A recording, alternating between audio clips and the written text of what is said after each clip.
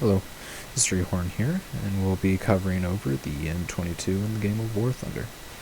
Personally, the M22 was probably one of my favorites, so let's get into it.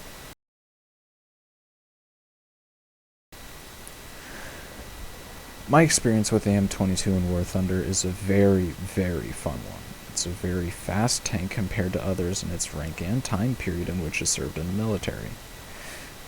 I do play the M22 as a very fast scout tank. I do have the artillery equipped on it, so whenever I do objectives or I kill a tank, I do get that support, and it really does help out sometimes.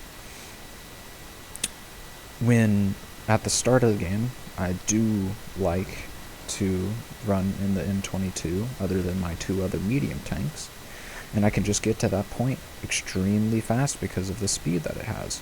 And I can cap that point for my teammates, and so we don't have to worry about that, and we can have more support.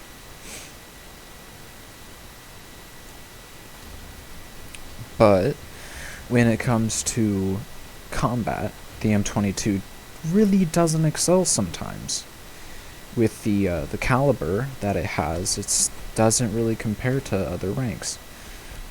So, just to keep in mind with the M22, for me at least, I don't know about others, but when you have the confidence and combat, or sometimes even the luck, it does help out with the M22 because the caliber on it isn't that great compared. With the M22, I really do like to take the M51B1/B2 round, which is the armor-piercing ballistic capped shell. It's a mouthful. And also, I do like to take the M74B1, which is just an armor-piercing shell. I do like to take those because when in my type of rank right now, I mean, it can completely be different from others, but I do need to penetrate a lot. It's from distance or stuff, and also I like to do those angles with the M51B1 round. It does work with range and angle. I really do like that shell. It really does help me on the battlefield.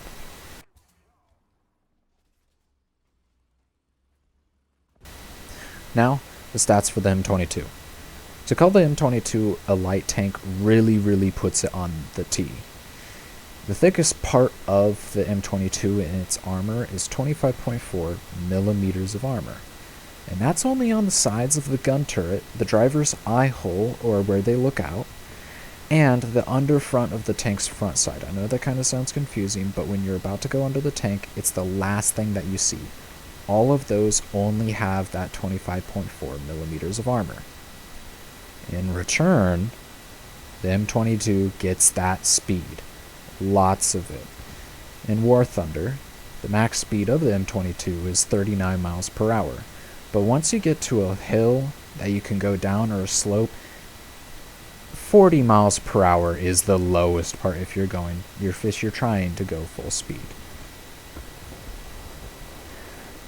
But always, when you're playing this game, combat comes, and that is probably one of the hardest parts of the M22, especially because it's a 1.7 tank in its rank in War Thunder.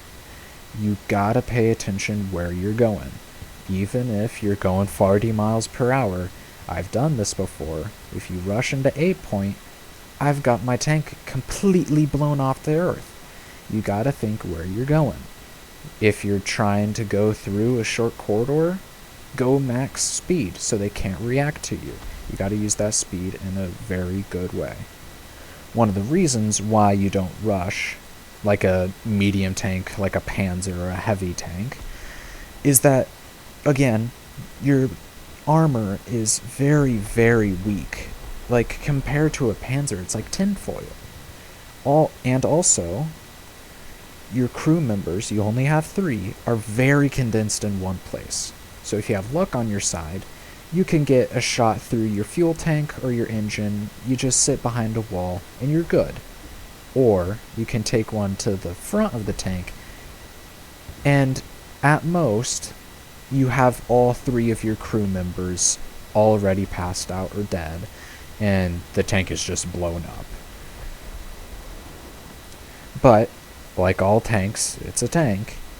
You can go against those tanks with your 37mm gun or cannon, and it has a maximum reload speed of 3.1 seconds if your crew members are at full capacity.